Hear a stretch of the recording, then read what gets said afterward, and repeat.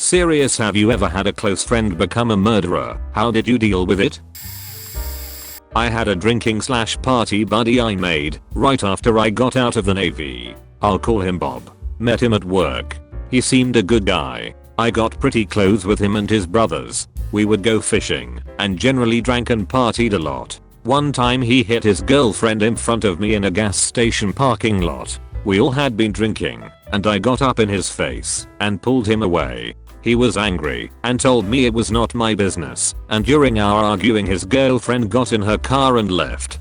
I met my wife while he and I were still close. Bob would bust my chops about having gone mad due to hanging with my girlfriend all of the time. He said I was bussy whipped, etc. It was always in a joking manner. I had not seen him in a few months and I ran into his older brother, Rufus. I asked how Bob was, and Rufus said he was in jail awaiting trial for murder. He said Bob had been attacked by a different girlfriend and that this GF's uncle and brother had joined in with a bat, and during the course of the fight the girlfriend pulled a knife and tried to stab him, but he got it away from her, and in the ensuing melee she was stabbed and died.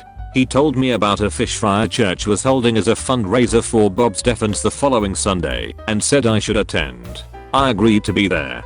Prior to that Sunday I ran into another mutual friend, Warren, and asked if he had heard about Bob's self-defense fundraiser. Warren laughed nervously and said self-defense? I said yes, and repeated the story Rufus has shared. Warren considered this and then told me Bob had stabbed the girl 19 times. I was a little floored by this. I did not go to the fundraiser because it seemed way awkward, and in my heart it rang true, based on the anger issues Bob had displayed before. This was in 1989, and he is still in Angola State Penitentiary. I posted this a while back but here it is again. When I was in 8th grade we had our desks grouped together in 4s for math. Anyway, my paper was slipping between the cracks in the desk, and so I went to catch it. When I did, my pencil in my hand scratched the person in the desk connected to mine on his hand. When it did, he completely lost his cool and stabbed me with full force in the chest with a pencil. My reaction was to stab him in the wrist my pencil. It was pure adrenaline from the situation and I don't condone that action. Fast forward 3 years and the small town is buzzing with the news of a murder in one of the neighborhoods. The same boy who stabbed me in the chest snuck onto a wooded bike path with a box cutter in his backpack.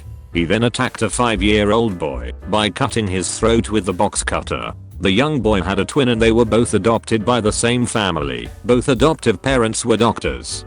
The boy who was killed has ridden a little bit ahead of his family on their right. By the time they caught up he was already dead and the attacker was gone. This is a guy that I played soccer with 4 years growing up, and even though we had our ups and downs he still hung out in our circle. I had been to his house a few times. I took it hard. We live in a very small town and it's all anyone spoke about for months. He is now at Angola serving life. I'll post what I wrote in another thread. In 9th grade, I met Jeremy. I told him I liked his Nirvana shirt, and he told me he liked my mismatched shoelaces. From that point on, we were great friends. Jeremy was so smart, he was funny, and he had a kind of originality in everything he did. Some kids picked on him for being different and a little intense, but most people liked to be around him. Jeremy and I were like brother and sister. We could talk about anything and everything. We talked so fast that others couldn't keep up with us, but we always knew what the other was saying. Both of us were being raised by very strict parents, and we were a little bit rebellious as a result. He wasn't allowed to cross a particular street because the bad read poor kids lived on the other side. We lived in a rich suburban town, and the poor kids were actually middle class. But I lived on the other side of that street, so he would often break the rules and visit me anyway. We would sit on my porch together and talk, but I would get caught. I wasn't allowed to sit on the porch when my mother wasn't home, and he would get caught, and we would both be grounded. We still wanted to see each other, so we would sneak out of our houses at night and meet at our favorite hidden spot. Eventually, we got caught sneaking out as well. My mother was frustrated beyond belief that her teenage daughter was rebelling so hard. I was sneaking out, smoking, skipping school, etc. She didn't know what to do with me. She'd ground me, but I would just do what I wanted anyway. Those few years were her nightmare. but eventually I settled down and grew out of it. I have a master's degree and I'm fairly successful. I look back on that time as a big part of who I am, and I regret very little.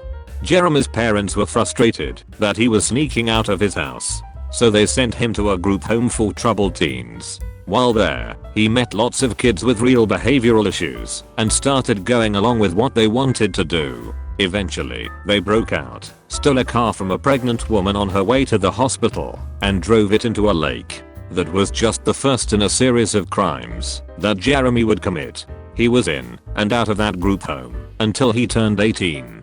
He would be released and then do some crime, serious or otherwise, and be sent back. The police in our town knew him on sight. He was arrested and sent to county jail a few months after his 18th birthday for something I can't remember, but it was probably possession of marijuana or something like that. He got out and his parents wouldn't take him back in, so I hid him in my basement for a while until my mom found out. Then he stayed with some friends from jail. He was arrested again for stealing and sent back to jail. Then he accidentally burned down a shed he was sleeping in. This went on for the next few years. He was in and out of homelessness and got deeper into drugs. I tried to be supportive, but it was hard when he wouldn't help himself. Eventually, somewhere in our 20s, we lost touch. Last year, I found his picture in the newspaper. His eyes were sunken and hollow, and he barely resembled my childhood friend. He had been arrested for bashing someone's head in with a hammer. This thread has been filled with the type of people who were always bad, but I share this story because that's not always the case. Sometimes those awful people we read about were good people who made a few bad choices and ended up as people we can't even imagine. I think we all have that within us, with just a few tweaks of circumstance. People I was friends with in high school. John and Amy were high school sweethearts and went to the same college. She broke up with him right before Christmas break. The next week, they were both in our hometown for break and were at the same party. They got into a huge fight out in the street. He stabbed her in the head 14 times, put her in the trunk of his car, and drove off. He stopped at a gas station to fill up, presumably to flee the state. She somehow regained consciousness, released the emergency latch in the trunk, and went running and screaming to the gas station store. John ran. Clark called 911. She was life-flighted to the hospital. He was caught and is now in prison for life for attempted murder. Despite being stabbed in the brain 14 times and many brain surgeries, she survived and has completely recovered. Edit. Okay, I got this wrong. He knocked her out, put her in the trunk, she escaped, and then he stabbed her in the head 14 times. And he ended up only got 18 years in prison. The story I heard was different and the sentence changed because he was determined to have a personality disorder, I guess. Edit #2. He was able to get through the skull. I'm sure not every stab got through. This happened in early 2011 and her final brain surgery was last year. I'm not sure exactly how many surgeries she had, but it was more than a few. I also don't know what kind of knife it was, but based on things he had said to friends in the week leading up to the attempt, there's a consensus that it was somewhat premeditated. He must have obtained a knife that he knew could do maximum damage. My friend in college accidentally shot her boyfriend in the head with a pistol. It sounds weird, but they were messing around with it at home, and it went off and hit him in the face and killed him instantly. She originally told the police that he'd done it by mistake, but she later confessed to have been playing with it and not knowing it was loaded. They were planning a beach trip later that week and had just moved in together. She loved the hell out of him, and it was really sad. The lawyer said he handed her a pistol which she started to examine, and he had told her, "Let me make it safe," and took the clip out of it. He gave it back to her and said, "Now you can play with it." I would surmise that they had left a round in the chamber and that is the one that discharged, and unfortunately it struck him in the head and killed him. A year later, they are still listed as being in a relationship on Facebook. Her profile picture is a memorial image of him, and she only has a few people that keep up with her regularly. She went off the rails a bit, for understandable reasons, and I think this will haunt her forever. She wanted to be a doctor, which won't happen, and she was on a scholarship that was rescinded by the uni. It didn't impact me at all, so I didn't have to deal with it. I was just sad for her that this had happened, and sad that it ended something that was supposed to last a happy lifetime. One of my drill sergeants who everyone liked, he was your typical DS, but funny, and he had his cool moments. If he smoked the living shit out of a group or someone, he made sure to have spectators laughing. He was a good DS all and all. I even got to hang out with him during my 8 had a weekend pass. He saw me and 2 of my buddies walking, he stopped, picked us up, and we drove around, partied with him. Awesome time. Few years later on Facebook, a battle buddy posted an article stating that the same very cool DS who I once looked up to became a sheet bag, didn't show up to his job, didn't care anymore, got kicked out the army, was being a bum in his army girlfriend house. She wanted him out, and he ended up strangling the poor woman. He left the body upstairs and tried to cover up the smell with scents. He would go out, bring girls home, hook up with them on the couch. The ladies were interviewed, and they even stated that the house had a very strong scent of what seemed like car fresheners. He later dumped the body out in the front lawn and pretended he didn't know what was going on and acted shocked. He went to jail, and during trial he bragged to one of his cellmates that he did it, and they ain't gonna catch him cause he had a team of all-star lawyers backing him. He was wrong. This was 5 years ago or so. Still makes me think like, damn, faking guy was normal and somewhat of a role model, molding young people to be soldiers. I had a best friend from age 7 to 14. She was always kind of manipulative and aggressive. We stopped being friends at age 14 when I realized she was stealing from me. I still had to see her till age 17 though, cause we were on the same soccer team. Let's just say it wasn't fun. She did not like being caught. Fast forward 10 years or so, and I find out she is in jail awaiting trial for gang-related murder. This was a shock to me, because we grew up in an affluent neighborhood with no gang activity. Turns out she had started dating the wrong guy. She's technically being charged with accessory to murder because her role was to track the person down and tell someone where he was so they could do it. But still, such a shock to me.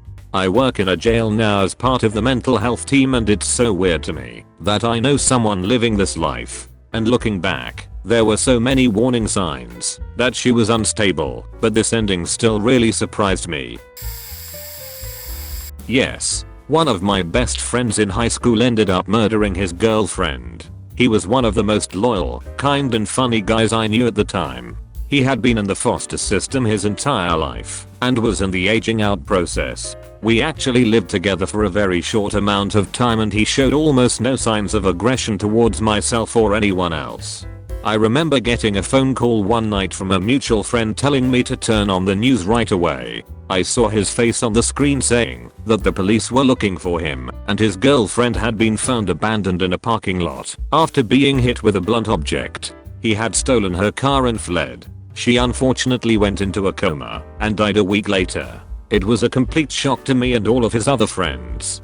For a while I thought that maybe he didn't actually do it and was in complete denial that someone so open and caring could do anything so violent. He ended up getting a life sentence at the age of 21 for it. I remember what really bothered me was that the media portrayed him as illiterate and uneducated, which couldn't be farther from the truth. I've considered visiting him, maybe writing to him, but I just don't know what to say to him.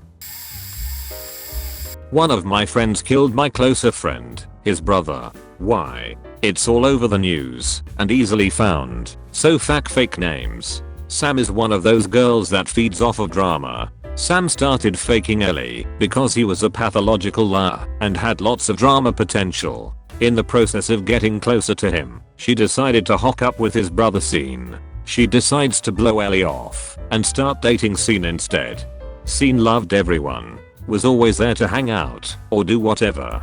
He already survived a bout of bacterial meningitis, I believe it was, that put him into a coma. After his brush with death, he got even nicer somehow. Never held a grudge, would give you the shirt off his back. I actually saw him once do just that. Sam decided to play the one off the other. Still texting Ellie, stringing him along. You know the drill. One night Ellie snuck into Scene's room. They fought. Ellie strangled Scene with a power cord until he fell off the bed. Somehow his neck got broken. Ellie then pushed Sean out the window of Sean's bedroom and buried him in the yard. Ellie texted Sam with Sean's phone saying he was running away to California. That night Sam hooked up with Ellie thinking Sean was gone. Fast forward a few days, the family got suspicious that Ellie had been burying some of Sam's things that she left in his room right around when Sean disappeared. Body was found. Everyone lost their minds. As far as I'm concerned, I don't even hate Ellie. I nothing him. Same goes for the mutual friend that was living with them and somehow didn't know the fight was happening in a room one room away. The one that totally didn't help Ellie lift or bury anything. Right. I would say that I nothing Sam, but I make it a point to tell everyone that if she hadn't played her stupid games, no one would have won those stupid prizes. I hope nothing but the worst for her. In the moment, I handled it because I had friends and family and we all leaned heavily on each other to get through the initial shock, revelation, and media sheet show that resulted. Edit. There were a lot of red flags in hindsight. This was in Florida, where my parents live, and I honestly only got to visit everyone once or twice a year, so it was easy to let Ellie's bullshit go. One time he shot his 9mm through a few walls, where it lodged in the fridge. He claimed I did it when his parents questioned him. Oddly enough, they never mentioned it to me, so maybe even they didn't believe his shit. He was always telling stupid lies, doing sociopathic shit, like throwing their cat into the pool after it had been just chlorine shocked and claiming he had forgotten. But he was charming, so he always talked his way out of shit. And on my end, ignoring his bullshit twice a year and letting it go was easier than possibly alienating Sean and his wonderful family and parents. Had to Google the result again. Apparently got 50 years. His parents are so in grief about losing a second son that they are trying to appeal and say they believe his story. They will be dead before he has a chance at parole. If I find out he is up for parole, I will do everything in my power to keep him locked up. Oh shit, I finally can tell this story. I dated this guy for about 6 months and moved in with him essentially on the first date. I know, bad idea. He had some warning signs. He was always angry, sad and drunk. One time he stole my car, etc. But I was doing a lot of drugs and didn't notice/care. Anyway, I finally got clean, and a week later I decided I didn't want to be dating an alcoholic, so I broke up with him after asking to cut down on drinking for about a month. He did not take it well, so I agreed to stay friends. A week later, I was driving him to his dad's house and get a call from our roommate, who tells me that he was in prison for almost 2 decades for murdering his mother and had lied to us about everything. I did not handle it well. I managed to drop him off and take his key, but then pulled over about a mile from his dad's house and broke down. I had a lot of trouble with feeling safe after that, because a guy who killed his mom could sure as hell kill his ex. I wanted to turn to stone because of how afraid I was all the time. I moved, got a new job, got a new car, and changed my hair, but it still took several years to not worry all the time. My current boyfriend is an amazing and gentle man who was there through all of this, so he is really great about not being insulted when I insinuate he is a sociopath pretending to love me, so it will be more satisfying when he kills me. You know, normal relationship things. Seriously though, it took a long time, but I finally feel safe again.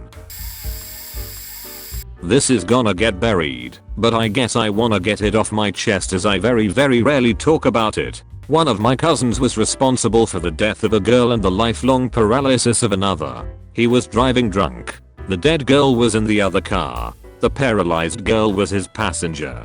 I was very young when it happened, and thus I'm hazy on the details. I don't know the year it happened, so googling for the news is hard, because someone with his exact same name in our town murdered someone a few years later by coincidence, so most Google hits are about that guy. Anyway, I knew this guy for a while when I moved in with that part of the family, and one day I heard him joking about it, joking about how he'd gotten away with it and wasn't in prison. And I wasn't very old, but I was shaken to the core, and even more so when I asked my other cousin what he was talking about, and she told me all about it. and I'd never liked him. He was mean to animals and aggressive, but I hadn't thought he was dangerous. But he was joking about how he killed a girl and got away with it. Joking about how he'd caused his girlfriend to spend the rest of her life in a wheelchair. Joking while he sat there with a beer. Joking while he waved off the consequences. And I couldn't. I'd refuse to go anywhere he was. After that, I stopped associating with that part of the family, and then, when people defended him or told me I was overreacting, I stopped associating with them too. And people still tell me that I was wrong for this, for cutting off huge parts of my family, but I can't tell myself that I was. I still get so upset about this. How can someone just sit there while he sits there making jokes about it? How can someone shrug that off because he happens to be related to them? How can they go hang out and play horseshoes with this guy and tell me that I'm unreasonable because it wasn't like he hurt me? There's only a couple of people left in my family that I talk to, and there were other catalysts for this, but the existence of this guy and their refusal to see why I didn't want to associate with him was a huge starting point. And some people tell me it's extreme, but it's not. I can't be friends with someone who jokes about murdering someone, and I can't be friends with people who defend him. Every time I think about this, I want to puke. Had a 17-year-old friend in high school, mid-1980s, who became involved with an older woman who was married to a doctor. The woman was a complete pill addict, and her husband prescribed everything she needed for her habit. Not a really good situation, even in 1984. As my friend's relationship with the married woman and his newfound addiction to pills became more intense, the doctor eventually grew suspicious of his wife and worried about the ramifications of what was going on. Apparently he decided to cut off their supply. Literally days after the pill fountain had been turned off, the wife lured him out into a field on their farm. Under the premise a cow had fallen into a creek and had broken its neck. Once there, my friend and the wife attacked the doctor, beating, stabbing, and shooting the man to death, and leaving him where he finally fell. Upon trying to leave the farm, my friend and the woman's car became stuck in the muddy pasture, and they called a neighbor to help pull them out. It was this neighbor who noticed the blood on the woman's shirt and afterwards called the sheriff's department about something strange. The sheriff's department went to the farm and found the doctor's body laying in the creek, and within a matter of hours had arrested both the wife and my friend. Eventually my friend and the wife was convicted of first-degree premeditated murder and sentenced to death, where he still sits to this day, almost 30 years later. To answer the question of how I deal with it, I'll say this: I don't have to. The justice system did. And I'm glad that guy is out of society forever. I got halfway down the thread before I realized I had an applicable story. I normally don't. I have an uncle, basically, very close family friend, who grew up in my mom's house, best friends with my mom, aunt and uncle. Whole family was family friends. But Uncle Charles, name changed because he's been to prison for over 20 years, straightened himself out completely, gotten out, and moved away from the social stigma that our small town has for him, so I won't provide an article. The first time I met Uncle Charles, I was about 4, and we went to a prison to see him. I grew up not knowing what he'd done, but going to see him several times a year, and everyone in the family loved him. And once he got out, I was fully allowed to play with him unsupervised etc, and nothing bad ever came of that. Eventually, at about 14, I found out what he had done and had to deal with that. But after a few years, knowing him and loving him as kind of a father figure like I did, I was able to re-establish my connection with him, and we are still in touch to this day. On to the story of what he did. Charles started running with the wrong crowd and got into drugs when he was around 15. When he was 19, there was a drug deal that went wrong. He and his friend were ripped off, but they knew the people who had done it and knew where they lived. They got loaded and went to the trailer park where these guys lived and found them in one of their trailers with their girlfriends/wives. Uncle Charles tied up everyone with duct tape and took the women into a different room. Then, he went back into the other room and interrogated the men, roughing them up until they found out where the money and drugs were. At this point, Uncle Charles went into the back room and told the women that they were leaving. Everyone is alive and mostly unharmed. Don't call the police etc etc. At this point, a shot was heard from the other room His friend had killed one of the tied up men. His story was that he was waving it around in his face threatening him and it went off, but the other guy that was tied up said otherwise and no one else saw it, so we'll never know. Either way, my Uncle Charles was an accessory to murder and several other things. This will get buried, but here goes. I grew up with a kid. We will call him Adam because that was his name. He came to my house several times to play duck hunt, but nobody was ever allowed in his. Parents were weird. Dad was snake oil salesman type lawyer. Mom super high strung, borderline psychotic. Rumors were that they put him in a cage when he acted up. When we were young, he was a cool kid. Kinda strange, but always happy. Possibly autistic, but we didn't call it that back then. Around puberty age, he shifted. No more friends, no hanging out. In class one day, 7th grade, out of nowhere he snapped his pencil in half and threw it on the floor, then told the teacher that I did it, so I got in trouble. On the way home from school that day, I was walking and he rode past on his bike and kicked me and laughed. He swung back around to do it again and I stuck a stick through his front spokes. He came off the bike, we exchanged a few punches. Random passerby stops and breaks us up. A month or so later, he stabbed a kid in the arm with a pencil in the bathroom. Not poked, stabbed, inch or so deep, broken pencil, crying kid. Completely unprovoked. A few months later, my mom was served with a lawsuit for my previous attack on Adam. The small town judge heard both sides, warned us both to stop fighting, and dismissed the suit. On the way out of court, my mom told his dad, and I remember this clear as day, if you don't hold your son responsible for his actions, he is going to grow up and do something horrible. Flash forward to 2005. The code enforcement officer in our small town was making his follow-up visit to the property where Adam, 24-ish years old, still lived with his parents. The officer was taking pictures of the violations he had previously warned them about. Grass way too tall, junk in the yard, collapsing porch, etc. Adam comes outside. They argue. Adam goes back inside and comes back out with a .45 semi-auto. The code enforcement officer runs. Adam empties 9 rounds into him as he is running away.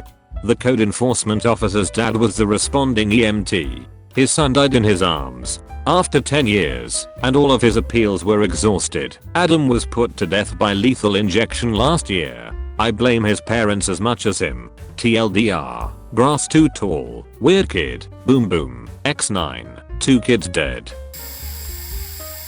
I've posted about this before. I dated a girl who was always a little off, but gradually became more and more overtly abusive. It started with things like accidentally hitting me. She was a master of doing things in such a way that you couldn't outright accuse her of being intentionally abusive. She would learn your vulnerabilities and your boundaries, and then casually violate them, while claiming she was unaware. These little violations began piling up, and the abuse started escalating, and eventually culminated in her full-on beating the shit out of me in front of our friends one night. After that I was done with her. A few weeks after I left her, I found out she stabbed our mutual friend with a kitchen knife over an argument about a DVD, and destroyed all of her stuff in a fit of rage. If I'd stayed with her, that absolutely would have been me. After this, I read every book I could find on red flags for domestic abusers, and I became much more unforgiving and suspicious of people. If someone reminds me of her, if they push my boundaries, or show signs of being manipulative, I avoid that person like the faking plague. I feel like the one positive thing I gained from that relationship is how to protect myself from abusive narcissists like her. Not a friend, but a family member. Last year, my niece murdered my nephew while he slept. He was a severely brain damaged child, about 2 to 3 years mental age at the most. He was 20 at the time, and she was 15. She had apparently planned it for around a month, and one night she had hidden the biggest knife she could find in her room.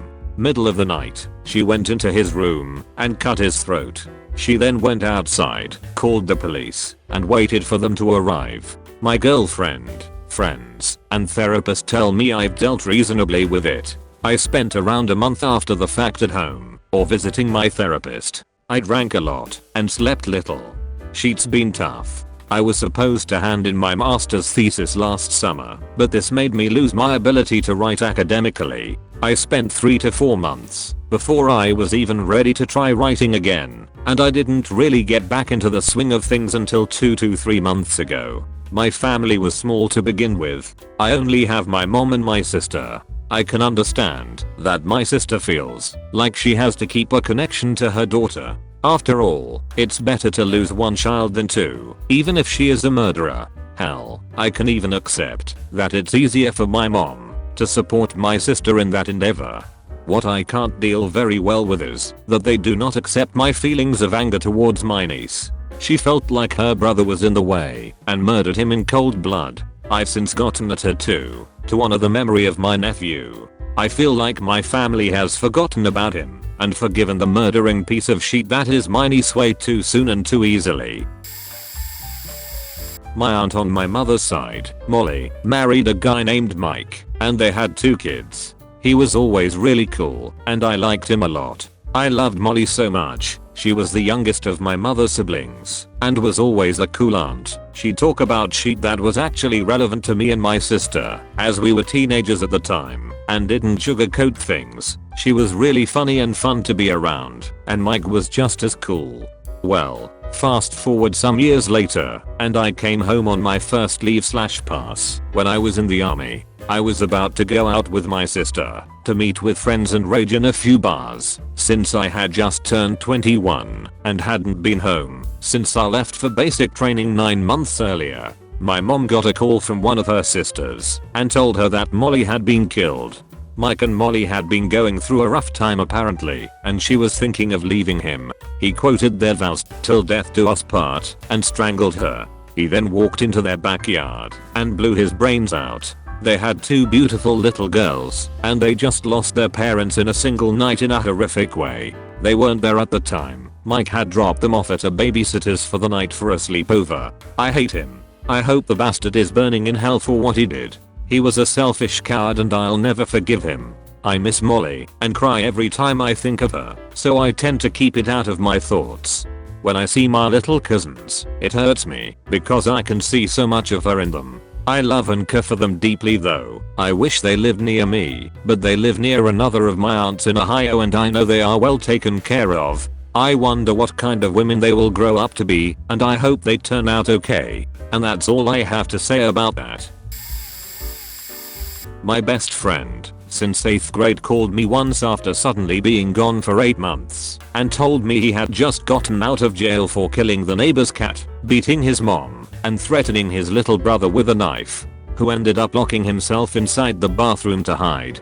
I hung out with him for a while after because he would only gradually reveal the shit he had done. I also figured he could get a chance to straighten out, but he would just keep doing it and wanted me to join and cheat, so I cut contact. He also talked about fantasies about being a serial killer or rapist. He is just getting worse and worse, and he recently went inactive on Facebook for 6 months. Very active both before and after those 6 months. Plus some family members started commenting on his pictures asking where he was.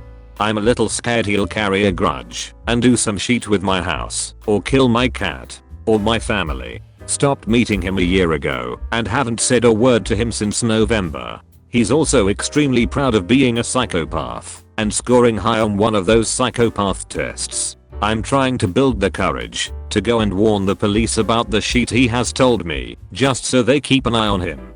Pretty sure he is already under moderate surveillance due to gathering crimes, as if they wear Pokemon cards. He is one of the people who are immune to rehabilitation and only understand punishment. Friend, my aunt and cousin became killers overnight. Cousin was being abused by husband, so cousin and aunt come up with a plan to kill him, but they were both scared. So cousin asks her son to kill him. So that's what they did. 15-year-old son shot his dad while he was sleeping on the couch, rolled him up in the carpet, and dumped his body in the well, burned the carpet and sofa. It was 5 years just a few weeks ago. I still have a hard time believing it happened sometimes. My family has always been the perfect family until that day. I came downstairs and my mom said, cousin and aunt are in jail for killing husband. It felt like a movie. Time stopped and I couldn't even think. It was the turning point in my life. My parents got custody of the 3 younger children, all boys. I hated living with them every single day. So much has happened in those 5 years. It's a never-ending story. Aunt is in jail for 22 years, giving a gun to an underage child. Cousin in jail for 33 years, murder, and 16-year-old cousin is out scot-free. He was in juvie for a while and got out on the agreement that he would stay out of trouble until he was 21. Of course he has been pulled over multiple times for marijuana and driving without a license, but police officers feel bad for him and let him go. When I was about 12 I befriended a guy who was about 18 through a mutual love of chess. He was very charming and handsome. Even my mom loved him, which is strange because she basically hates men, and especially older men, hanging out with her daughter. One time, my mom is legitimately crazy. She decided she didn't like my tank top, so she ripped it off of me and kicked me out of the house in the pouring rain. I had nowhere to go and only had a bra on, so I ran to his house, hiding behind cars and bushes so no one would see me, so you went rest, which was just a few blocks away. I ended up staying at his house for a few days to teach my mom a lesson, lol. He never made any advances at me, and his mother and him were nothing but sweet to me. Fast forward like 3 weeks and he ended up robbing the 89-year-old lady who lived directly across the street from me. Our houses faced each other, and in the process, beat her to death. I didn't exactly deal with it because he immediately went to jail and I was super young, shocked, and eventually just moved on with my life. I never wrote or anything, and he never wrote to me. Not sure how I would have handled it if he did, because at the time I adored him. But now when my mom remembers the time she kicked me. My best friend in elementary and middle school murdered her boyfriend's mother. She was always pretty normal, had kind of a messed up family, and her dad was kind of a creep, but she was a good student, etc. Our freshman year of high school, she got into drugs really bad and started running away constantly. We still hung out some, but I was hanging with other people more. She had a boyfriend who was a weirdo. I think he was a year or 2 ahead of us. She started staying with him until finally his mother told her that she had to leave or she was going to turn her in.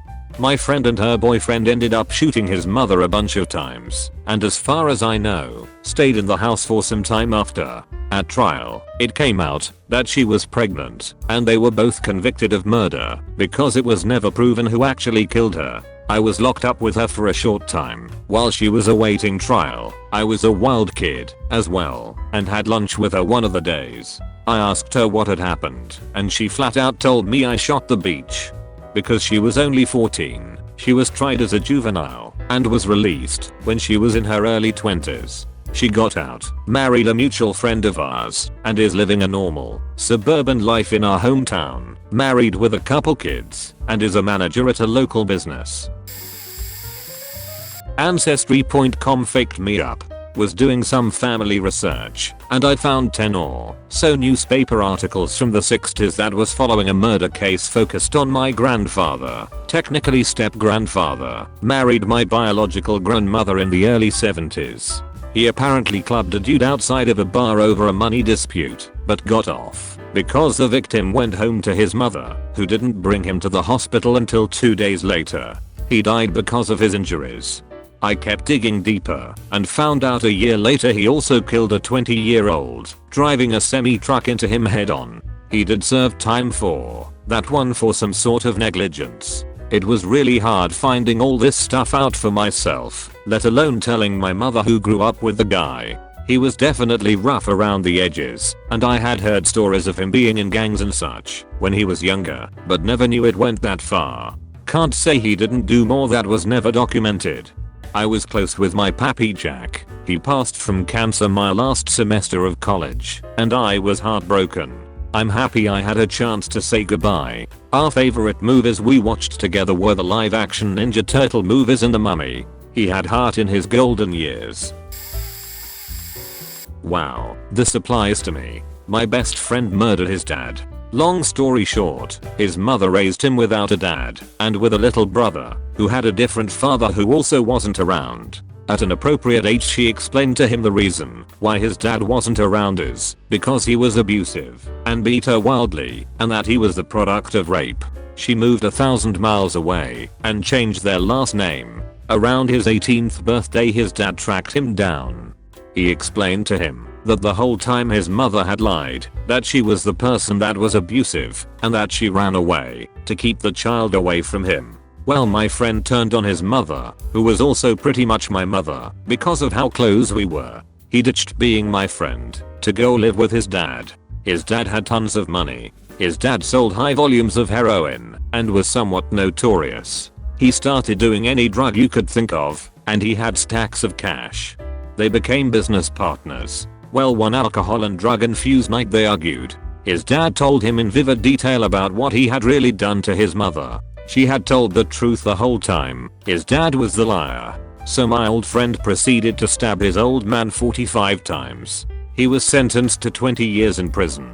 I was always shocked it was only 20 years. He gets out in 2024. Haven't spoke a word to him since I was 18. I have requested visitation at his prison, but never get a response. Technically it was manslaughter. We were best friends through elementary school. In junior high we started experimenting with marijuana and alcohol. In 8th grade my family moved to Washington and I promised to keep in touch with her, but I didn't. Talking to her just made me even more homesick. I made new friends. They didn't drink or smoke, so I didn't either. A few years after high school I finally got around to getting on Facebook. I didn't bother looking for old friends, but she found me. She sent me a friend's request and asked how life had turned out. I told her about college and my career plans. She told me about how, after I left, she made new friends who were into more than just marijuana. She started doing meth with her new friends. Then in her senior year, she picked up her new best friend to drive her to class one morning, but she was still high from the night before. She drove into oncoming traffic and hit a school bus. She was seriously injured, and her friend was killed. I think a lot about what my life might have been like if we hadn't moved away. Years ago I worked in sales. Because this company paid almost no salary and all commission, their hiring process was less. They had no problem hiring people whose only sales history was drugs, no sheet. But there were only a few regular/long-term salesmen. We'd go out drinking after work, strip clubs, have small parties in the showroom at the end of a good month. One of the guys was always a bit ghetto, but very smart. Big guy. Very good talker too. He could charm and scare the shit out of you in the same conversation. He had an adorable little girl that he worked hard to make sure she was taken care of. A few months after I left that place, his face was literally on the cover of every newspaper in New York, and there was a nationwide manhunt that lasted several days, maybe weeks. Apparently he was still a ghetto thug at heart and couldn't let that go. Despite having a $100K job, he was still stealing cars and doing stupid shit. One night he was doing his thing in a stolen car and got pulled over. Decided at that moment that he'd do anything he could not to go back to jail. These officers had no idea what they were walking into. My coworker had 2 passengers in the car and they were all armed. The officers had no chance to defend themselves and were shot and killed. It was surreal to see the face of a coworker with whom I'd hung out, shared a desk, ate meals with, drank with, all over the news. Watching him do the perp walk on national TV going into court. Upon reading the articles I found out the guy was a real piece of garbage. He had previous convictions for sexual assault, sodomy, robbery and some more things. I wouldn't say that he was very close to me or anything, but we still got along pretty well with each other. I first saw him in welding class when I was in grade 11. He was a fairly goofy guy, about 6 feet 4 inches, light brown hair, a bit of a nerd. He wasn't built or anything, but he wasn't overweight. We would always goof around in welding class, do impressions of Louie Anderson, purposely get in each other's way for the sheets and giggles of it. So time goes by, I graduate high school, end up befriending him on Facebook, etc. Now the last time I saw him was at a fairly popular bar/nightclub. Can't remember what the hell we were talking about, because we were both pretty drunk at the time, but now that I think about it, he might have mentioned something about shooting guns. Again, I don't know, since I had a bunch of alcohol in me, but I wouldn't have a doubt in my mind that we did. So time goes by more, and he starts posting things on Facebook like, wouldn't it be funny if I shot up a bunch of people and made it on the 6 o'clock news? And lyrics to some punky/emo songs. The last thing he posted on Facebook was a line from the Joker from The Dark Knight. And one night, he goes off crazier than usual. Mommy gets the kitchen knife to defend herself. He doesn't like that. Not one bit. My sister, who works for a local newspaper, got married in June of 2012. 2 days later, I have to go to downtown to a bank to take out some euros for her honeymoon. Before this, though, I get phone calls from my half-brother, who also works for a newspaper, asking me if I knew this guy. I said yes. So I get calls from the media asking me to describe this person. I described him as kind of a quiet, silly guy, but a bit off. I also found out what the hell this guy did. He was working for G4S as an armed security guard. During one of his nightly shifts, he shot 4 of his other colleagues, 3 of which died. I noticed that what I said describing him ended up in a news article. I called back the news agency to have it taken down immediately because holy shit, there is this maniac on the loose with multiple guns. I had that empty woe feeling between listening to the radio talking about him and listening to a bunch of why would anyone do this and what are faking as whole type comments from my parents. I just stared out the window, just in disbelief. That empty woe feeling as I stared out the window, just watching everything drive by, like something you would see in a movie. He was on the loose for a while, and there was basically a North America-wide warrant for his arrest. They finally caught him when he tried to cross the border into the USA. He ended up getting the harshest sentence in Canada, since execution was abolished in 1962. So in other words, he is going to end up getting faked in the ass by his cellmates without any parole until he turns 61. Good. I hope he mothers a child with another inmate. Now you can probably guess how I feel about it now lol. Knowing what he was like for the short amount of time I knew him, he's probably going to end up killing himself. Here is a bunch more news articles in case anyone is interested. Was very close friends with a guy a few years back while I went through my divorce. He helped me move, watched my kid when I worked late, installed new locks in my new house, just generally looked out for and protected me. He developed a crush. I didn't feel the same way. We got in an argument about it, and I decided to end the friendship. Months later, someone's trying to enter my house while I'm asleep. It was him. He had a key to the locks he installed, but didn't know that I had changed out the locks. So he tried his key, rang the doorbell, banged on the door, and tried to call my cell a dozen times. I figured he wanted to talk about the potential us again, and didn't want to deal with it, so I ignored him. He drove up to his then girlfriend's house, shot and killed her and her kid, tortured and killed the dog, and then killed himself. I mostly just ignore it.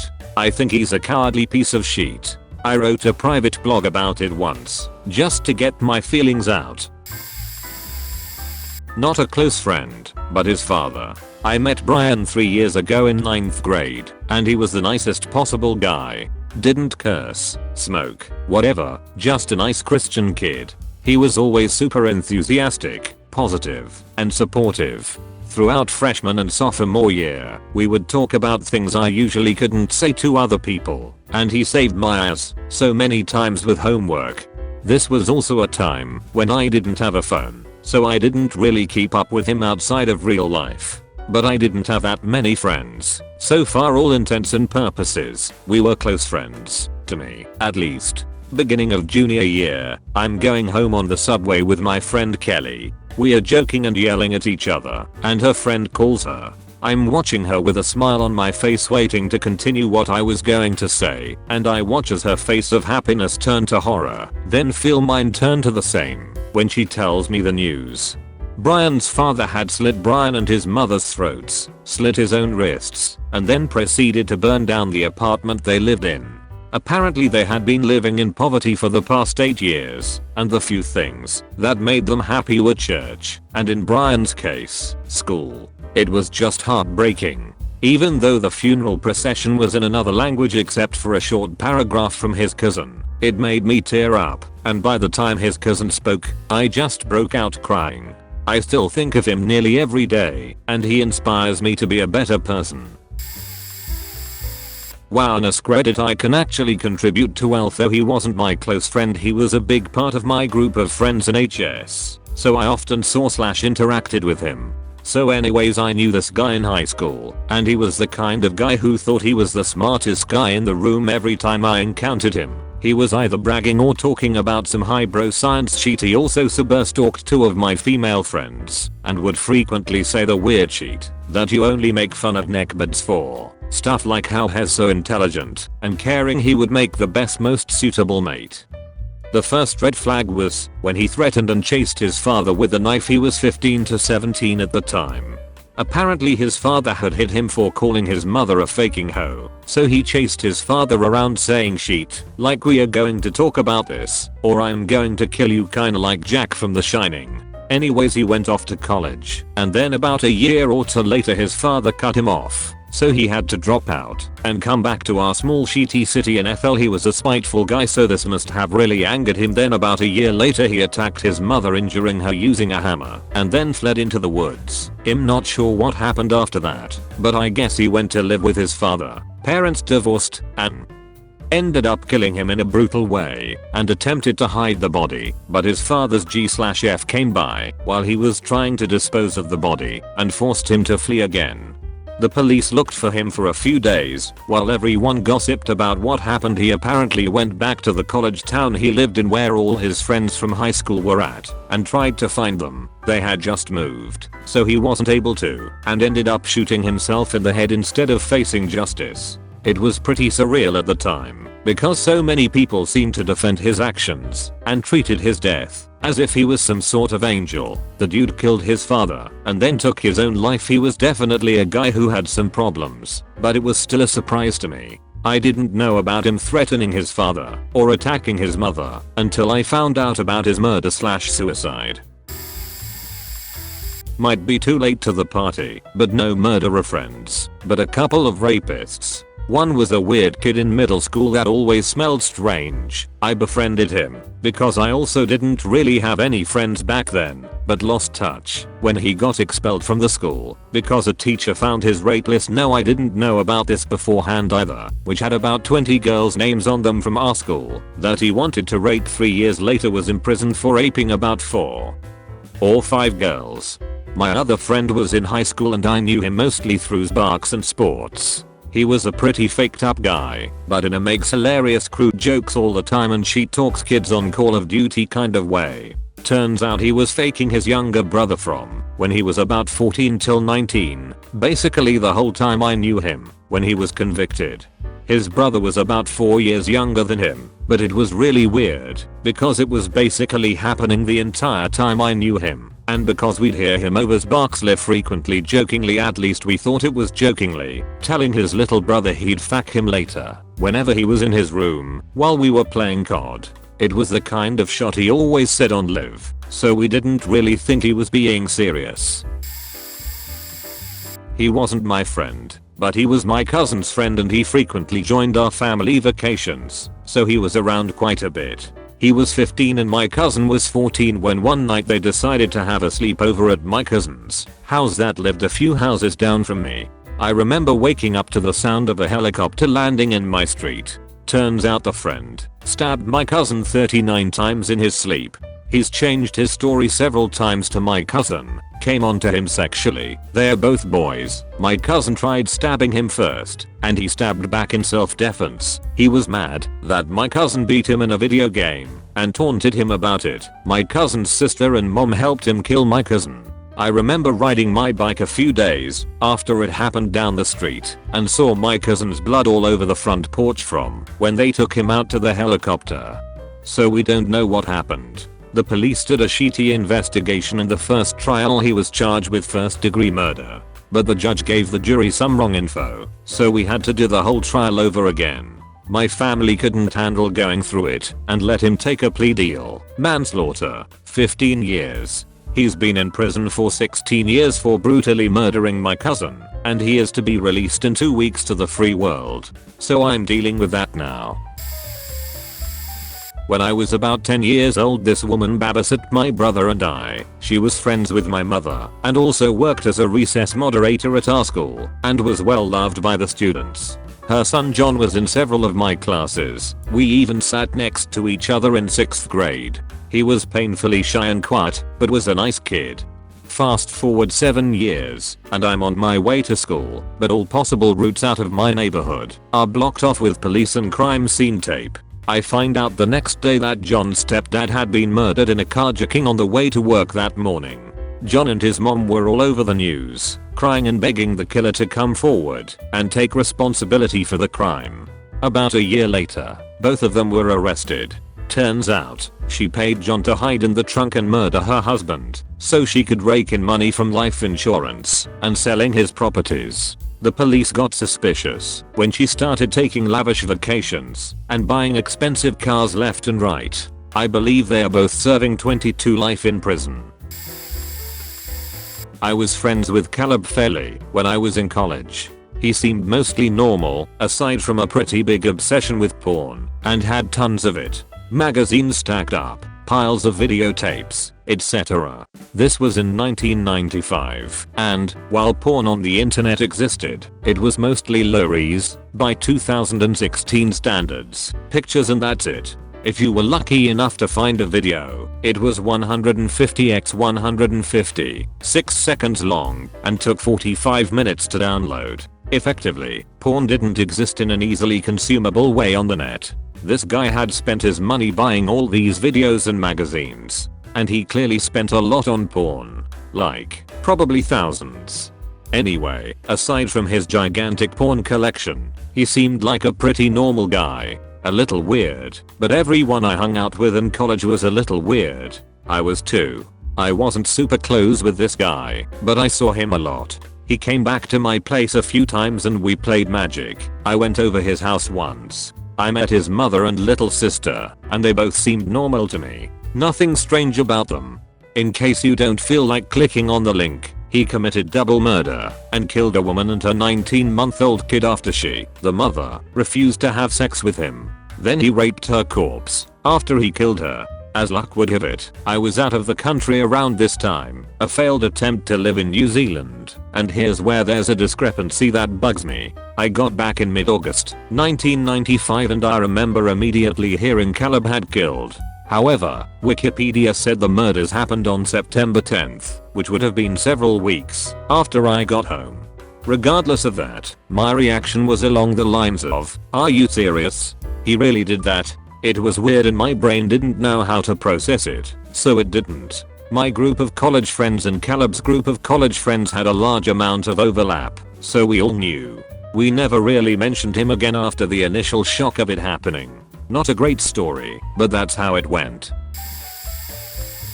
I don't know about a close friend, but this was as close to murder as I ever wanted to get. I was an office manager, and the company I worked for needed a receptionist. I received a resume from a girl I used to work with at a mini-mart job years before. I asked her in for an interview mostly to see how she was doing and go over any qualifications for the position. We did the interview process, she didn't have much to say, and I kicked her to the reject pile. Fast forward about 2 years. It became big news for about 3 days. The same girl had been hired as a receptionist for a real estate company. She and her boyfriend had broken into the place to steal stuff, caught the owner working late, and murdered him. It was pretty much a slam dunk case and she went to prison for the rest of her life. I still think about what might have happened if she nailed the interview and I hired her. I worked in a place that had lots of expensive industrial stuff to steal, and I often worked late getting the office into a paperless environment. Scary stuff. Also, as a side note, I went to high school with the guy she murdered. In my teenage years, I worked at Walmart. One of my positions was the pet department manager. Under me in that department was an older, medically retired Vietnam vet we'll call Bob. He always told me stories of the war and his wife, who was also retired military. They, though they were in their 50s then, just had a child. They had their struggles, but overall seemed very happy in their decision to start a family. I eventually joined the army and left Walmart. After 6 years, I decided to get out and became a sheriff's deputy. One night while working a jail stint, I noticed a feeble old man being escorted to population by himself, which was somewhat unusual, but I'd recognize that waddle anywhere. It was Bob. Once the deputies escorting Bob came back by release, where I was stationed that night, I verified that it was in fact Bob, and why he had to have a special escort. Turns out Bob and his wife were not doing too well in these later years and she decided she was going to leave him. While she was in her room packing her things with the now 7 to 8 year old once newborn in the room with her, Bob, in a drunk state, shot several rounds through the door with a revolver, one striking his missus in the head. After hearing his daughter scream, he kicked open the door, saw what he had done, called the police, and sat on the porch waiting for their arrival. Fast forward, he pleaded guilty and is now serving his life sentence for the murder of his wife. Over the next several months, I visited Bob whenever I was at the jail, played cards with him and other inmates, and told stories of my deployment like he once did for me. Not once did either of us mention the reasons behind our reunion, and we eventually parted ways. I can't say there was ever a need to cope with any of what he did. It just remained an unspoken understanding that we weren't at Walmart anymore. My cousin killed his parents. He's actually my third cousin, but in our family, cousins are cousins. I had hung out with him a handful of times when we were getting together with that side of the family. He was around 20 years old and an only child of his 50-year-old working parents. Grew up in a middle-class suburb. Around his teens, he was loosely supervised and became involved with teen/young adults who were involved in drugs/thuggery while he was on the wrong track. At the time no one thought it was more than juvenile foolishness and assumed he would eventually straighten out.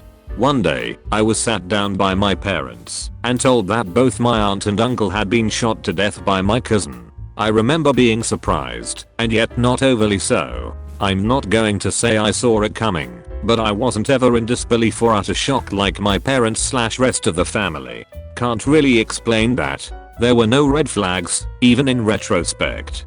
The trial was a shit show.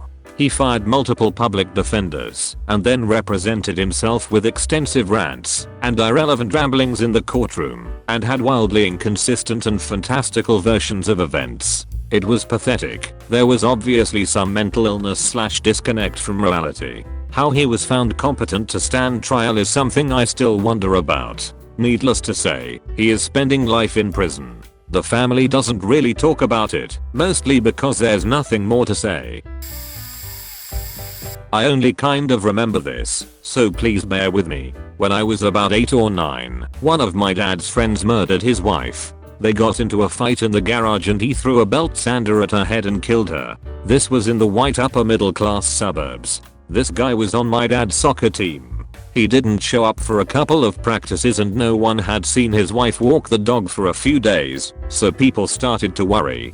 I remember my dad and a couple of the soccer guys were hanging out at our house after a barbecue and decided to pop over to this guy's house to see what he was up to. They came back a while later and sat on the deck and drank beer and had this tense conversation. Apparently the guy had tried to play it cool, but their spidey sense was tingling. A few weeks later the guy was arrested. They had found his wife's body in a park. Here is the really faked up part. The guy had sort of frozen up after the belt sander thing. He left his wife's body in the garage until that weekend, when he had to go pick his kids up from summer camp. He put the body in his trunk, picked them up, then took them out for ice cream, with their mom's body in the trunk. I don't know what he told his kids, or when he actually dumped the body in the park, but to this day, when someone is like, hey, let's go get ice cream, I get kinda creeped out. I apologize for the length of this story. If you read it or not, it was very therapeutic for me to talk about. This will probably be buried, but I need to vent and this just happens to be the highlight of what has been overwhelming my thoughts day and night since I found out 7 months ago. My best friend and I met when we were 7 years old. We were born in the same year, just a few days apart, and became inseparable when we met. Despite a few life-altering situations, we have lived apart in different cities many times, but still kept in touch daily, and even when we were in the same cities we always seen each other. We are 23 now. I found out in October that when we were 19 she had a baby who died within hours of birth. She's facing murder charges for killing her own newborn, and it's to be sorted out this year. I found out through the news, headlines, trending articles all over social media. Apparently the no publicity ban, or whatever, was lifted early last year. She had kept it a secret for her own reasons nobody will ever know, and she continued to do so even when the radio stations and newspapers were announcing it all. I'm still dealing with a ton of emotions that are so unfamiliar and big. For 4 years this woman kept this secret, this thing that she only knew amongst a few authoritative officials / doctors. I don't know the story of what happened, or what she was thinking during it all. I used to look back on our 19th birthday as such a huge fun time in my life with her, together with my best friend. No worries or struggles. Just good times, good friends, and great lives ahead of us. I look back at it now, I see the photos of us laughing and looking into the camera, and I see a woman I hardly know. My best friend was 4 to 5 months pregnant, knowingly, allegedly in my brain, drinking hard liquor and coolers all hours of the night. She didn't do it just that one night. It was summertime, we just turned 19. Drinking like that was another night for us. We loved to party. After that summer we went on to university. We were supposed to live together, but it didn't happen. I still saw her every day. All of this, and I had no idea she was pregnant. Yes, looking back, she did gain weight. I honestly did not care. I assumed it was how much she drank. As long as she was happy, I was happy for her. She was the last person you would think would ever hurt a soul. She was always so caring, and had this strong mothering / nurturing instinct about her with her family / friends' babies. She loved kids. She was such an amazing person, always so happy, and everyone thought she had such a positive / innocent outlook towards life and its craziness. I knew she had a small part of her that was mysterious, but that was something special, almost that only I could see in her. She wouldn't let anyone know anything, unless she wanted you to. She always waited for the right moment to tell you things. If you asked about it, before she was ready to spill the beans she'd just say I don't know, and you'd have to live with it, until she was super shattered, or till a genuine moment came along. Never would I have thought this would be one of the many things she's kept locked up inside of her. She's not the same person I knew, and loved since everyone started finding out. She told me a lot of people asked about it, but she hasn't told any friends or family her story. I respected her wishes and my feelings for her never ever changed. I tried to keep our friendship as normal as I could with how she was acting. I tried not hurting her with my feelings and opinions, and kept them all to a minimal. Then she became a stranger. Destructive. Abusive. Alcoholic. Reckless. I held on for over 7 months, and decided for my own well-being and sanity I had to let go and start healing. You can't help somebody who doesn't want it, and that will be the hardest lesson I'll ever have to learn and pass on to others going through tough obstacles in life. She changed and started to hurt everybody, physically, emotionally, and spiritually. That's when I lost my respect for her. She would try to justify her disturbing and destructive behavior as enjoying the rest of her freedom, and that it was better for everybody that she disconnects. The further down the road we got, the more and more she would indirectly reveal that she felt she was going to go away, jail, psych ward. I guess deep down I wanted to believe that it was an accident, or that the baby wasn't strong enough and died in an uncommon way. I'm naive for wanting to believe that, but I refused to judge or abandon her. In time the feeling that it was premeditated began to set in, as well as the crazy realization of it all. To reach a somewhat conclusion to this mess, for you at least, I refused to engage, encourage, or listen to her rave about these messed up things she was doing. I refused to be her yes man on her journey to complete and utter self-destruction and alienation. I quit replying to her faked up texts and messages gloating about how bruised her knuckles were this day than the last or what last faked up thing she did when she was blacked out drunk.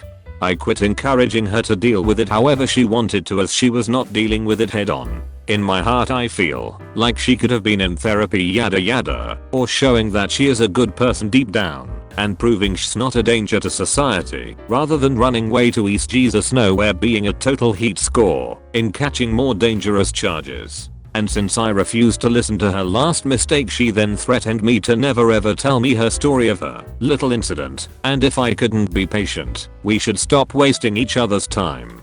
At this point it wasn't about the story. I never wanted to know the details of how her child died. I never wanted to know. Unless I was the right person for her to confide in, I would have done anything to help her reach closure. I respected her not telling anybody other than the court/doctors. All I wanted was for her to get help.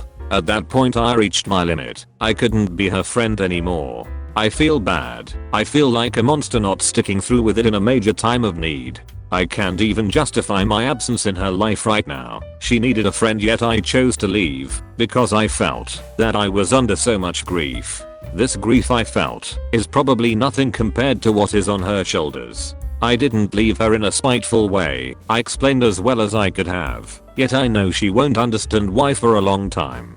I wished her well and hoped she gets help. Whenever I think about the end of our friendship, I feel okay. I know it will take time to heal, but I knew it had to happen for a while there. It's random things that was almost her or our signature moments together that make my heart sink. Like coming across something she taught me first how to do, or a movie we always watched together and so forth. That's what makes it harder to even talk about. I thought I was just overthinking it. I had a dream about her last night. She was walking angrily past me, and I stopped her in her tracks, pulled her to me, and held her, and I told her I'll always love her. She was crying. I confided in my brother about it, and he said maybe it was a spirit-to-spirit dream. I know she felt it too, and I will always love her, no matter what comes of us in our lifetimes. I had a co-worker who was bipolar and had all sorts of shit going on in his life, losing his wife and kid, losing his house, claiming bankruptcy and about to lose his job. Well, all in all I could see he was insanely depressed and was afraid he would commit suicide. So about 5 days a week he would come hang out with my fam. Just doing normal shit, watching movies, eating dinner, just normal shit. Well, a few months of this, he starts randomly seeing some girl and things start to brighten up. Well, fast forward, we are at my house, and he starts to act a little weird. There was 4 of us, so we were playing some beer pong. Then my fiancé notices he keeps turning around or doing something off. Turns out he was doing bumps of coke in my living room where my 2 years old and 6 years old are running around. Kinda lost my temper, almost threw him out, but made him put a sheet in his car and just hang out. Couple hours go by, and he says he just got a booty call from his girl. We knew he was Leon's cause. His phone was being used to play music and it never went off. Convinced him to stay a little bit longer. Then he leaves saying he has to meet this girl, but he won't tell us her name. Guess he left, went to a bar by his house, hung out with a bartender he kinda was seeing, then left right before close. When she closed up and started walking home, he came up behind her and shot her, leaving her laying there to die. Police found her hours later still alive, but she didn't make it. Meanwhile he fled the state and was arrested. It was weird, no one had any idea, but after a few days I went by his house to see if he was there, alive, but his truck was gone, so I didn't think anything of it. Came home and got a call telling me the news. It sucks, I feel for the girl and her family, but I feel for him. Yes, he is scum, but fuck, it was obvious something bad was going to happen. The running thought at work was he is gonna kill himself soon. No one thought murder was an option. Since it happened I changed jobs and haven't heard a thing about him since. He rarely crosses my mind unless someone mentions the bar he was at, or I have to go down the street it happened. One of my best friends from kindergarten is currently on trial for rape and murder. We hadn't stayed close. We had drifted apart as kindergarten best friends are wont to do later in elementary school, but it was sad to see it happen. I don't pretend to be deeply affected by it, since we weren't close anymore, but it was a shame to see. I remember him as being sort of temperamental. We'd be playing together just fine, and he'd suddenly get furious at me and say he hated me. I would get confused, but his mom would say, "Don't worry, sweetie, it's not you. He just does that sometimes. He'll come around." And he would. His mom told my mom he had some sort of emotional issues they were still trying to figure out. Anyway, all that aside, it's a weird feeling. You don't think you'd ever be friends with the perpetrator. Maybe it's because when things like that happen, the victim's family and friends are a lot more vocal, so even uninvolved you see what kind of reactions and feelings are normal or make sense, but the perpetrator side stays quiet. You don't want to excuse their actions, because you know what they did is wrong. But it's a weird feeling to see people call them some inhuman monster when you only ever saw their human side and when you knew they existed outside of their crime. What he did was terrible and maybe that makes him a terrible person, but it seems weird when you try to match what they've become up with how you knew them. Again, I'm not really close enough to the situation to even pretend I'm deeply affected by it. This is just how I make sense of it in my head. Had a buddy who was always a bit of a fuck up. Can't really decide whether it was the home he originally came from or if he was always gonna end up down the path he went, but he stabbed and killed his grandma in a fit of meth-fueled rage. She took him in around middle school to high school age, but somewhere around 7th maybe 8th grade to sophomore, 10th grade, yeah, he started to get into partying and whatnot. We all did around freshman year, but this friend of mine used to love drinking and getting high, more so as the years went on. This caused a lot of strife between his grandmother and him. It was almost no surprise to a few people when he started dabbling in meth. At this point his grandfather had passed away and his grandma couldn't really keep him in check anymore. This all culminated in a heated discussion with his grandma where he took a knife and stabbed her. It's at this point that I stop remembering so much and the details get fuzzy, but I do believe he was captured in a parking lot trying to slit his wrists due to being cornered before the police got him. That little bit right there is hearsay though. We were pretty good friends in high school and would skip homeroom to smoke a J sometimes. I liked him when he was sober or not on alcohol. He changed as the years went on, dropped out before junior year and I stopped talking to him before the meth stuff, but every time he was faked up he was definitely not in control of himself. I can only imagine how he got once he started doing meth. I'm sure he regrets what he's done since he's gone to jail and whatnot, but that'll never change what he did. Life's crazy guys. TLDR, local man stabs grandmother with knife in meth-fueled rage. That was probably not a newspaper headline, but it sure sounds like one. Okay, so it wasn't murder, but one of my friends in high school was a serial rapist. In high school I was an outsider, and I spent a lot of time with kids that didn't fit in. It wasn't bad. We would all hang out and play chess and Pokemon and D&D. We actually started a Magic the Gathering club so we could hang out on campus after school hours. We were all quirky and nerdy and weird, but Doug definitely stood out in that regard. Doug was awkward, and there wasn't any other way to put it. He would say things that made everyone uncomfortable. Whenever he lost in a game, it was his personal mission to get revenge. Once after I beat him in Magic he told me to take my deck apart or he would beat me with a bat. I thought he was just a sore loser who took things too far. Also, he was jealous. If you were talking to a girl, even giving her help with homework, he had to be talking to her too. He ruined my friend's relationship with a girl by stalking her and calling her multiple times some nights to ask about their relationship. I remember he once told one of my friends from drama club, a tiny innocent freshman, she looked like she would be fun to tie up. She never stayed near him again. Anyway, 2 years after I graduate I get a text from Cody, a close friend who graduated with me. He asked me if I had heard about Doug. Apparently he had been raping his younger sister for years, and we never even suspected. He got caught because he was at a summer camp and bragged to a counselor about having sex regularly. The counselor asked who he was having sex with, and Doug told him to his face. It was surreal. For a while I blamed myself for not seeing the signs, but after a while I began to realize that I couldn't have known, and it should have been his parents who recognized the signs first. Not a close friend, but we had a few classes together, and we'd hung out in the same circle of friends. He was a little weird, socially awkward, and had that kind of desperate just accept me as a cool kid thing. He was a dork, but so were we, so we didn't really think he was that weird. A few years after high school, we heard about what happened. He was still living at home, unemployed and unhappy. Apparently he became depressed and started to show signs of schizophrenia and aggression. One day he walked into the local bakery wearing a shirt with blood on it, orders a coffee and I guess a snack, finishes his meal, and walks down the street to the police station. Turns himself in for murdering his father, mother, and 3-year niece. Apparently he was in an argument with his dad, and he later stabbed him in the back of the neck. His mom and niece were in the house. She had gone to see what had happened upstairs. She suffered defensive wounds, and was also stabbed to death. The 3 years was his sister's kid, who was actually in another country at the time.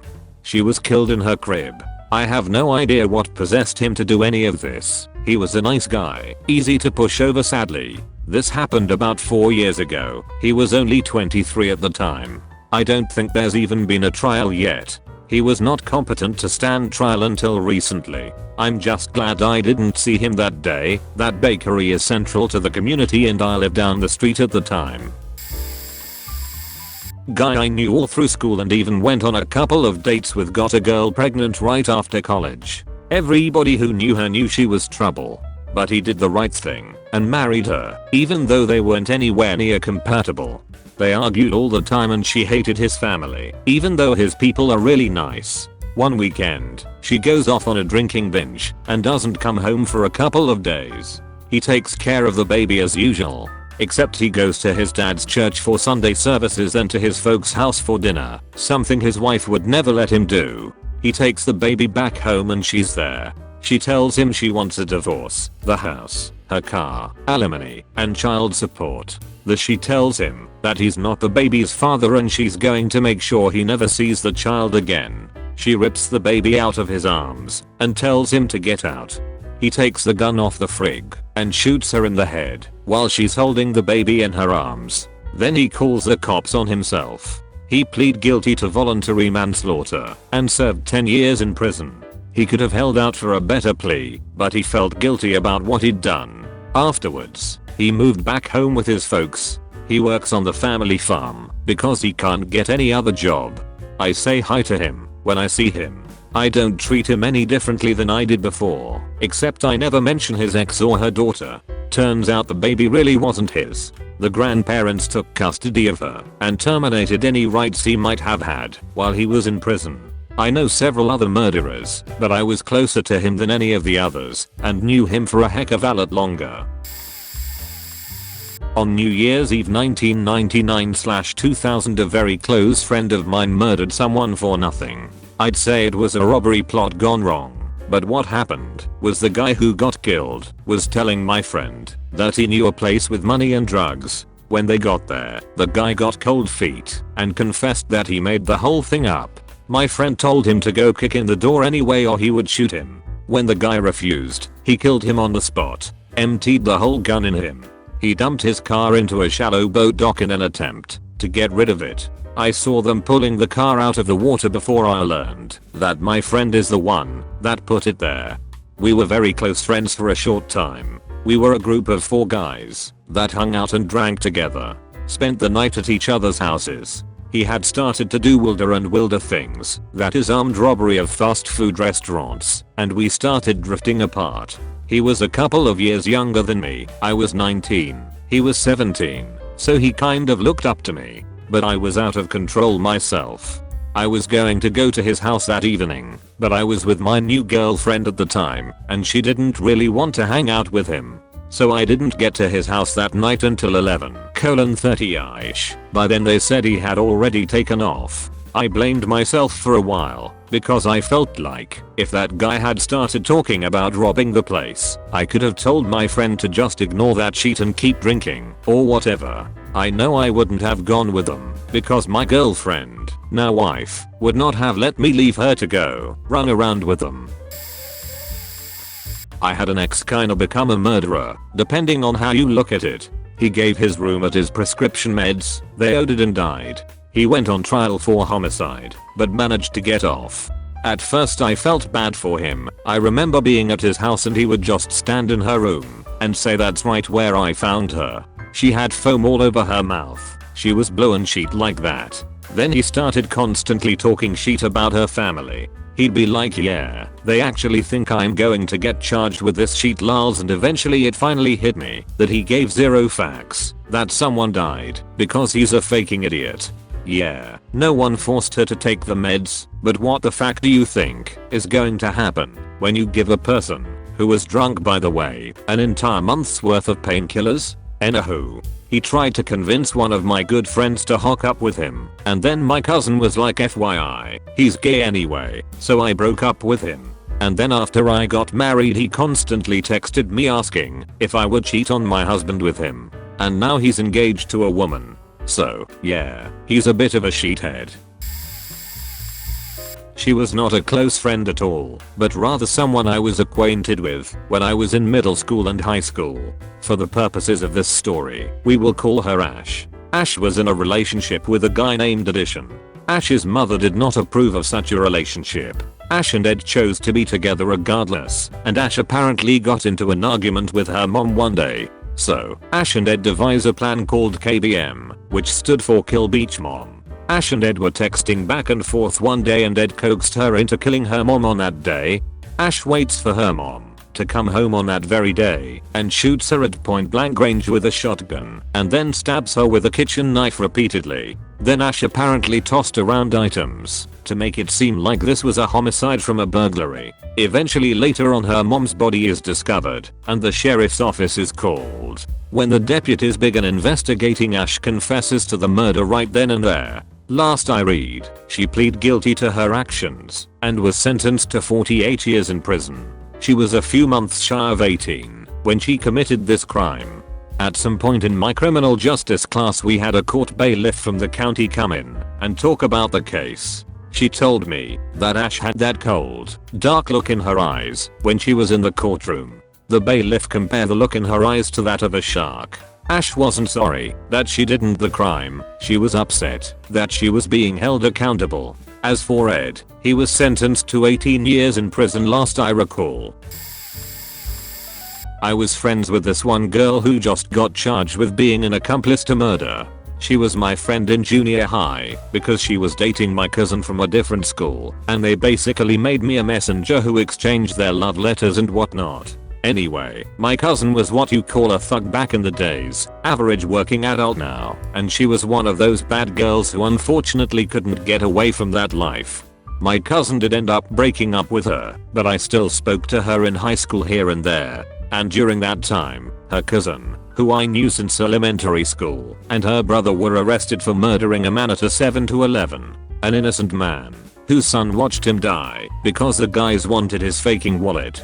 The man died trying to protect his son, and he didn't even have that much money. So sad. But anyway, back to the girl. I just found out that this past March, she was arraigned as an accomplice for trying to murder her coworker. Apparently, she was working with two guys who were trying to rob the kid. He was only 14, and she was supposed to be the bait to let them in his home. Luckily, he survived after getting shot in the back, but she was caught and arraigned for attempted murder, which you can definitely read about on Google. Just look up "Dad murdered 7-11" and attempted murder in Milpitas, California 2015. I guess murder runs in their family, but not mine. My cousin definitely dodged a bullet. No pun intended. Well, kinda. I used to work with 3 different guys who killed their wives or girlfriends. I can't even remember any of their names now, so no articles or anything. One was while I still had that job. This guy killed his girlfriend in front of their 6-year-old and then told her if she told anyone he would kill her, and dropped her off at school. Evidently I was the first person he called after he did it to tell me he wasn't coming into work that day. It really faked up my schedule and stressed me the fuck out. The next day I'm being questioned by detectives about why he called me and what he said. The other 2 were after I had already moved on. One of them was a total surprise. The other one, not so much. My friend and I had thought this guy was really nice and fun to hang out with, but one day we went on a run with him, and by the time we got back to work we were both so freaked out by him. I don't even remember why. I just know we kept our distance after that. Edit, more than an acquaintance, but not quite a friend. Her husband ended up killing their infant. Turns out he had been abusing him every time she went to work. I don't know how she didn't know, but she didn't. I met him once or twice, wouldn't have pictured him as the type to kill his own kid. This happened probably back in the 60s or early 70s. My dad has several sisters, and at this time, was just a little boy, not sure his age, but probably around 10 or so, and one of his sisters is several years younger. Well, his older sister is driving, and I think she just got her license, or either not had them for too long. So if I'm remembering correctly, it's just my dad and little sister riding in the car, driven by his older sister. They are driving down the road, getting very close to their house, like a mile away. Actually know the exact location here it happened, and there is this house at the top of the hill. Well, they have several kids outside playing, I think even riding bikes. Well, the older sister somehow ends up running over one of the little kids on the bike. The kid was, I think, around 5 years old. I'm not sure of the details, like if the kid just tried to cross the road, or if my aunt didn't see him in time, etc. Either way, it was definitely an accident, and both families agreed on it. My aunt was torn up, and my dad said she was sick to her stomach and throwing up for a day or two after the event. What really sucks is that this family lived there for a long time, and they also rode the same school bus as my dad's family. I even lived down the road growing up and rode the same bus during school with the kids of the same family. I was in the same grade with one of the boys, and we were pretty good friends growing up, but the whole time I never knew a thing. I only found this out just recently, a year or two ago, by a family friend who happened to mention it while passing by the spot. It is kind of like a family secret, but I believe the reason to that is just that there is no reason to mention it, as it was a horrible tragedy. Michael was in my honors English class in high school. He was from a military family and spent a lot of time moving around as a kid, but we still got to be casual friends and even double dated a few times. After graduation, he was home on Christmas break and something snapped. Michael and his father were apparently screwing around with a baseball bat in the living room, and at some point either a heated argument ensued or an accident occurred. I've heard both versions of the story, but dad got his head taken almost clean off. When mom rushed in, Michael beat her to death right in the living room. Then, in what can only be called a calculating, clinical move on the part of a mass murderer, he got in his parents' car and drove across town to pick up his little brother, stopping on the way back to get a gallon of gas in a can. He brought in the little brother, beat him to death with the same aluminum baseball bat, torched the house, and casually drove back to his university, where he was eventually arrested, tried, and put in prison for life. We are both the same age, 57, and I have a letter somewhere I got from him in prison about 6 weeks before he was sentenced. It was almost disturbingly calm, impeccable penmanship, and the usual superb grammar and punctuation. I tried to contact him a couple of times in prison to see if he would allow me to be on the visitors list, and I know I was going to see him out of morbid curiosity, certainly not because we had some deep abiding friendship. There was a part of me that wanted to know what could gone so horribly wrong for a person who was unfailingly gentle, kind, and quite charming during the brief year I got to know him. Prison officials told me that he refused to add anyone to his visitors list, and I respected that. He is in a maximum security prison in Ohio and is serving life without the possibility of parole. It really depresses me sometimes to think how my life could just as easily have been his, either through an outburst of anger or an incident that pushed me over the edge. Michael has been in prison for 38 years, and looking at his photo in the offender database just gives me chills. It is truly one of the great unsolved mysteries of my young adulthood why something like this ever happened. So tragic, so completely and utterly evil. About a year after high school, this kid who I had known since we were little beat his grandmother to death with a baseball bat. Then, one day about a year and a half after the murder, I'm sitting in books a million, bam, minding my own business reading, when suddenly I hear someone say, "Hey you, what have you been up to?" I turned around, and it's Dude, just standing there at my coffee shop, like he hadn't just murdered someone a year ago. Seriously, I think I could have turned around and seen the ghost of his dead grandma and be less shocked than I was seeing him standing there. And I don't know, maybe it's just me and my way of thinking, but over the years I had come to believe that if you hardcore murder someone, typically you go to jail for hardcore murdering someone. You do not however go to the coffee shop. Well, that's about the time my brain said fuck this shit kid, you're on your own. I got nothing. So I sat there, just staring up at him, praying my deadbeat brain could come up with something that could make any of this make sense. And I mean seriously, we have known each other since we were little, so I mean he had to know when he walked up to me to say hi that there was absolutely no way this was gonna be one of those oh hey I saw a kid I went to 4th grade with and we both nodded in remembrance of each other when we passed by. Oh no, he knew I knew, and he knew my head would explode if I didn't walk away from there with some sort of explanation. In reality though, at that point he could have said anything and I would have believed it. He could have told me that he was his own long lost identical twin cousin, but for whatever reason he saw me and thought, hey, now there's an extremely awkward and uncomfortable conversation I would like to have, or maybe he did it just to fuck with me, who knows. Either way, after what felt like an eternity my brain mustered up a reply. Oh wow, hey man, wow, long time no see, so where you living at these days? I mean did he just now escape jail and stop for a hot chocolate along the way? I faking needed to know how this was possible. And then he super casually says, yeah I'm working and staying over at Western right now. FYI the Western he was referring to is Western State Hospital, where he was in fact working and living there as a patient. Dude used to be that typical super chill hippie from high school. We all heard he had taken a shit ton of acid, or LSD or some shit, and so he decided to beat his grandma, who raised him, to death. He then proceeded to shave off all the hair on his body and was found walking the Blue Ridge Parkway bald and naked. But a psychiatrist testified he was schizophrenic, and he ended up being found not guilty by reason of insanity. So they sent him to live at Western State Hospital, where they not only gave him a job, but he had day passes, where they would take the patients out to do things, like giving me a heart attack at the Books A Million. So as I was sitting at Books A Millions trying to trick the world into thinking I was the proud drinker of a coffee and not a hot cocoa, Western State was dropping off a van full of murderers with not so much as a name tag or a shirt that says if escaped, please return to Western State. But here's the best part of the story. Get this sheet. So he's found not guilty by reason of insanity, which means he's way too insane to be sent to jail. So they decided to send him to a mental institution, where they thought he was sane enough to work there, and sane enough to be dropped off amidst the general non-murdering population.